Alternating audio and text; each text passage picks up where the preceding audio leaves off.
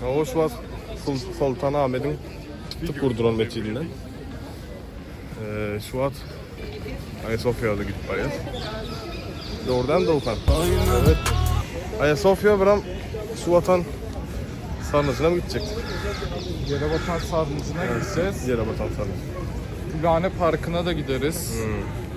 Gülhane Parkı'nı bilirim ben. Ben bir cevizacıyım Gülhane Parkı'nda. Go meydan gelin görün. Tarihi yerler öğren. Onu giyin. Ona Enver'em İstanbul'la ile görünesin yani. Yok sıcak. Yok ya ben soğuktan. Çok yerine restore ediyorlar. Şu an Ayasofya doğru geldik. Ayasofya İstanbul şəhərində yerleşen tarih ve binagarlık ahmiyetli marattır. İlkinci gedek 537. yılda Bizantiya İmparatoru Justinian tarafından ibadathane hükmünde kurulupdur. 1453. yılda Osmanlı İmparatoru Fatih Sultan Mehmet tarafından İstanbul batmanlanan son Ayasofya meçidi kurulýar. 1930 yılda Türkiye'nin prezidenti Mustafa Kemal Atatürk tarafından müzeye kurulýar. 2020 yılda bolsa täzeden meçidi kurulýar.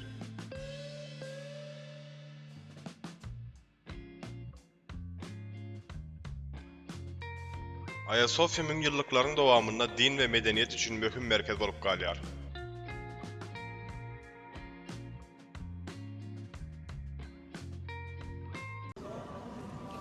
O şu an Ayasofya'nın önüne doğru gidip var ya.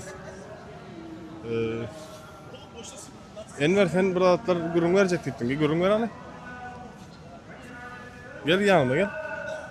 Selamünaleyküm. Aleykümselam baba. Ayasofya yılı 1500 yıllık. Azıcık mutlu olun ya. Evet. Tabii efendim. Şuna baksana. Azıcık neşelen mi? Tamam. Zulümmüş gibi ya ikiniz. Bu hazırlıklı gelecekti aslında. Tarihini okuyup böyle kafa. Yapacak bir şey yok, herkes O zaman tarihi sallıyor muyuz? Olsun şu anlık böyle. Yok sallama oğlum. Anlat. Sallama, Bildiğim rivayetler şey duyayım ya. var. 1500 yıl önce yapılmış bu bina. Hangi Bizans kralı onu hatırlamıyorum tabi de. Konstantin hangisi? Ondan daha önce olabilir. 1500 sene önce diyoruz kardeşim. Ve bak burada Osmanlı zamanında yapılmış şeyler var ha. Daha önce dediğim gibi Türkler geldiği zaman buna tahrip olmuş. Bazı yeri kopmuş, şey yapmış. Bizim Osmanlı mimarlar Türkçe, ya Türkçeyi zar zor konuşuyoruz. Türkmence nasıl konuşuyoruz? Bak şu yerlerde de göstermemiz lazım. Yeni yapılmış şeyler. Gel. Ne var? Yine şu an Ayasofya'nın önüne doğru geldik. Önüne meydanında Ayasofya. Yanımda Doğukan bilen Enver Bey var. Enver kendisi Türk, Doğukan Türkmen. Öyle tanıştırayım dedim size. Doğukan Türkmen mi? Aynen, Enver Türk. Добро пожаловать. Внимание! Добро пожаловать, дорогие друзья, на канал знаменитого нашего Ресула. Он начинающий ютубер. Желаем ему всего удачи, чтобы у него все хорошо получилось. И больше миллионов подписчиков. Желаю тебе заработать в этом году. Ya вас спасибо. Doğukan ne diyorsun ya? Nereden giriyoruz? Berik. Şimdi buradan gireceğiz. Bize soracaklar Türk müsünüz, Müslüman mısınız? Camiye biz namaz kılmaya geldik. Müslüman mısın? Müslümanım. Hayır öyle denmez. Sen Müslüman mısın? Müslümanım. Öyle denmez. Sen Müslüman. Gireceğiz. Abi, Yoksa para alamayız. Elhamdülillah Müslümanız. Ne bir yerden giriyorsunuz. Ondan içine girip Katıköy mescid. Bizantiya'dan kalan. Şurada kadınlar için kadınlar başörtüsü alıp giriyor oradan. He. Ayarlar bir yerden yapınca alıp girmeli. He. Erkeklere onun yalat yok. Şöyle. Şöyle haydi oturmayın. Yine önünden. Bugün biz namaza geldik girdik. Sultanahmet'ten geldi yine şu tayı. Ayasofya'nın önüne. Biz geldik bu fontanan başladı.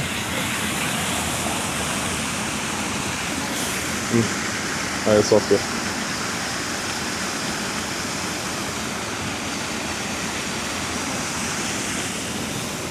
Evet Doğu Favoru'nda bile oturuyoruz. Sovyetler gibi Doğukan Ayasofya hakkında kısa bir bilgi verecek misin bize? Nasıl oldu ilk, nasıl geldiğinde, nasıl cami oldu ilk başta? Kim tarafından cami yapıldı? Cami olmasından önce işte 500'lü yıllarda, milattan sonra 500'lü 600'lü yıllarda değil mi Brato? O zamanlarda yapılmış. Aha. İşte Hagia Sophia, kutsal bilgi demek Türkçesi. Mukaddes, Kutsal bilgi, mukaddes bilgi demek. mukaddes bilgi. Evet, sonra Aha. işte Bizans İmparatorluğu'nda çok önemli bir yer olarak geçiyor burası zaten. Selamünaleyküm. Sonra Türkler burayı fethedince cami haline getiriyorlar. Fatih Sultan Mehmet İslami olarak zaten bu bir kural, fethettiğin Türkler Bizantiyan basmadan son beğendi mescid yapıyor değil mi? evet mescit yapıyor. Cami yapıyor. Ondan sonra bu zaten İslami bir kural. Fethettiğin yerde en büyük kiliseyi veya ibadethaneyi camiye çevirebiliyorsun. Ondan sonra tabii zaman içinde burada depremler falan olunca yıkılma tehlikesi oluyor. Osmanlı mimarları, Mimar Sinan gibi buralarda düzenlemeler yapıp güçlendiriyorlar. Kubbenin yıkılmaması için. Sonra uzun süre cami olarak kaldıktan sonra Cumhuriyet zamanında, Atatürk zamanında burası, Atatürk diyor ki burası bütün milletlere ait bir şey. Tarihi, kültürel bir şey yani. İnsanlık mirası. O yüzden burası bir müze yapalım. Zaten her yerde cami var. Arkada da Sultanahmet'i gördüğünüz gibi. Doğraydık bir Atatürk. O yüzden müze yapıyor. Herkes gelsin burayı görsün diye. Bütün insanlar, Hristiyan, Yahudi, Müslüman fark Bu etmez. binalardan. Evet, evet şu an Türkiye'deki en eski binalardan biri İstanbul'daki. Ve çok büyük. Bizantiyan demesi. Evet, İbadethanesi. özellikle Ortodokslar için çok önemli. Ruslar, Doğu Balkanlar, Ortodokslar için. O şekilde. Sonra işte 2 yıl önce falan 2022'de 21'de falan Erdoğan burayı propaganda için yeniden cami yaptı. Ama şu an yani cami olsa da Hristiyan olsun, herkes olsun kafasına göre giriyor. Parayla girebiliyor. Üst kata Türklerin, Müslümanların çıkması da parayla. Yani biraz kötü oldu Türkler için. Çünkü üst kata çıkamıyorlar artık. Doğru. O şekilde. Şu anda tadilatta. Minarelerden bir tanesini çek Resul sen. Bak minarelerden bir tanesini yeniden düzenliyorlar. Yıkılma tehlikesi olabilir herhalde. O yüzden düzenliyorlar.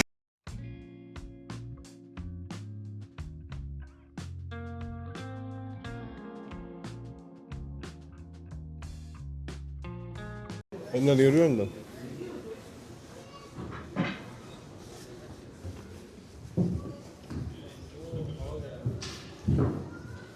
Fatih Sultan Mehmet'in Ayasofya Kebir Camii.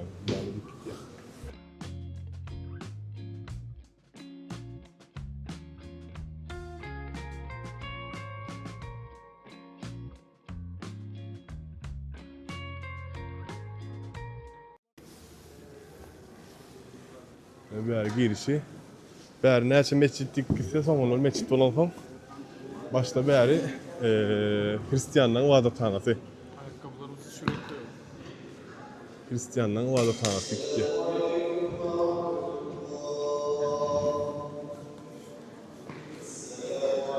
Bizantiyada buthana Türk möcüzi. Yine girýäs bärden kuşlaňy bärik goýan.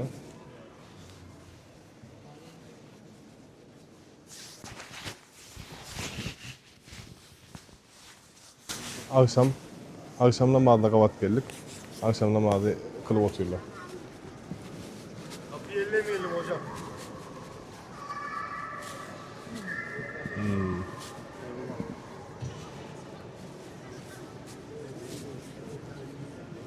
İkinci katına girmek için pul tölemeli. 60-70 euro vardı herhalde Doğukan'a. Evet. Yani her Yabancı İman gazetesi okuyordu böyle. ben de söyleyeyim. Ketekiler için vatandaş, Türk vatandaş olmayanlar için yapayım. Müslümanlar girip bilen ok. Girip bilen mi yoksa? Ha, para verirsen girersin.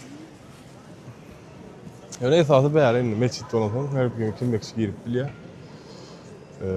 Hem meksi nesibesinden mal gelip okumak verdi. Gadıyımı Tarih. Aziýany Ýewropa baglayan İstanbul'un iň uly, iň owadan, iň tarihi meçitlerinden biri.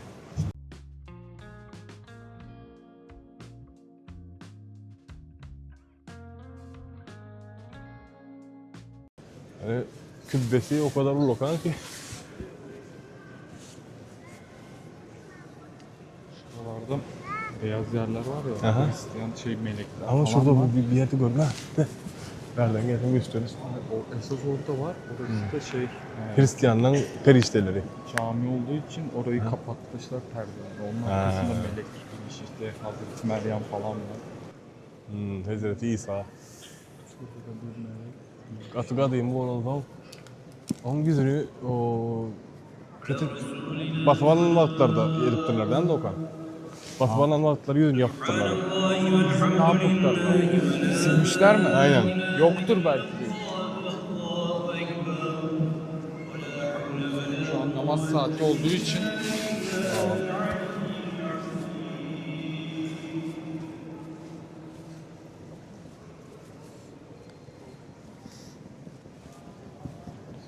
Katıgadayım bir yerler. Yani bundan 1000 yılın berde namazı kolyadı. Onun bundan 1000 yıl önce mi?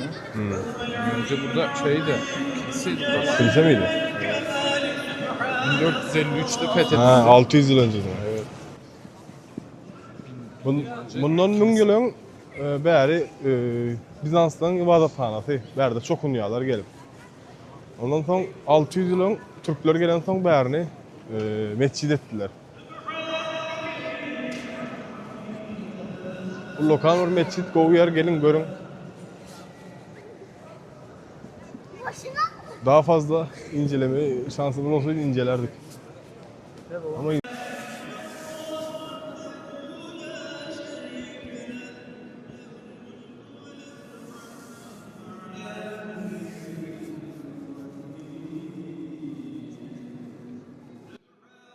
Ayasofya Meçidi'nin kitaphane bölümü Osmanlı dövründe Sultan 1. Mahmud tarafından kurulupdur.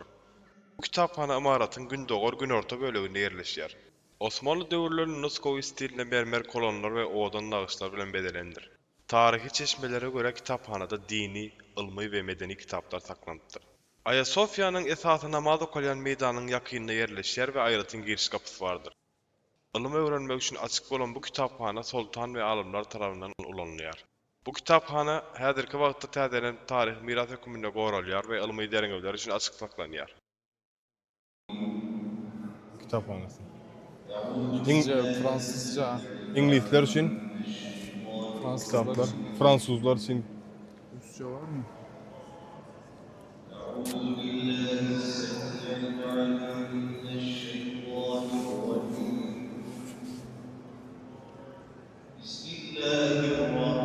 her biri.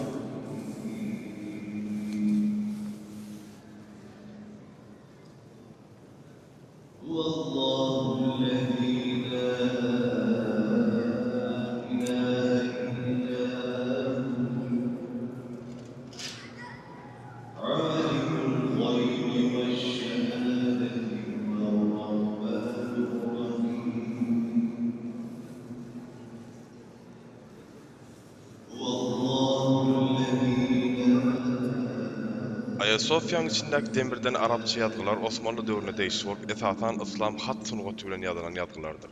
Ayasofya 1453 ýylda Fatih Sultan Mehmet tarapyndan meçhide öwrülenden soň İslam nağışlary we yazgılar bilen bedelli. Osmanlı döwründe Ayasofya'nın iň uly awatlyş işleri Abdülmecidiň döwrüne geçirildi. Şol wagt meşhur hattan Mustafa İzzet Efendi tarapyndan uly hat yazgılar döredildi. 1000 yıl önce burada ayin yapılırken şu an ezan okunuyor. Şu an dua ediliyor Müslümanlar. Yani 1000 yıl önce Yani- gelseydik şu an kilisedeydik. Musulmanlyk üçin bu lokal bir orun tutýar bäri. Bunlar kılıç hakkı deniyor. Bak Pakistanlılar gelmiş. Kafasında. Owens'tan. Pakistan da olabilir, Afganistan da olabilir. Ama genelde Pakistanlılar takılıyor. Yaklaştırsana.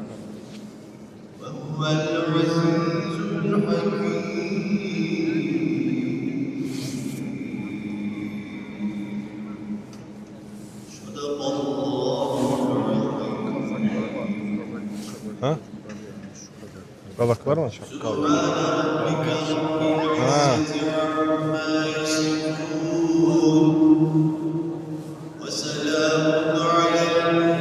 Doğukan.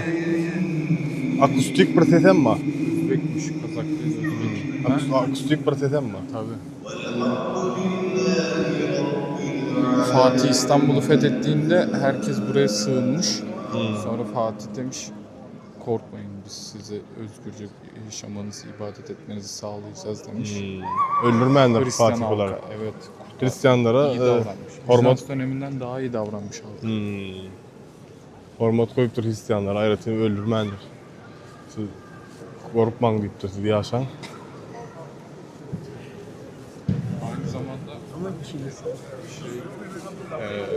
Bizans zamanında Bizanslılar Katoliklerden yardım istiyor Müslümanlara karşı.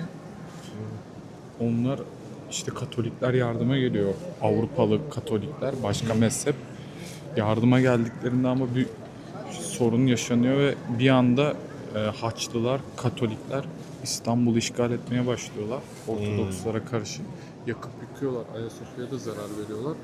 Daha sonra işte birkaç yüzyıl sonra Osmanlı fethedeceği zaman buradaki Hristiyan halk Katolik külahı görmektense Müslüman Türk sarığı görmeyi tercih ederim deyip Katoliklere karşı Müslüman Türkleri sevdiklerini söylüyor. Mezhep savaşı yazarlar topturdu. Evet, onlar geleceğine onlar gelse daha iyi olur. O kadar kötüler ki Katolikler o kadar kötülük yapıyor ki İstanbul'da. Şey aradı mı? Sen bakmamışsınız bana. Anlarlar değil mi? Anlarlar.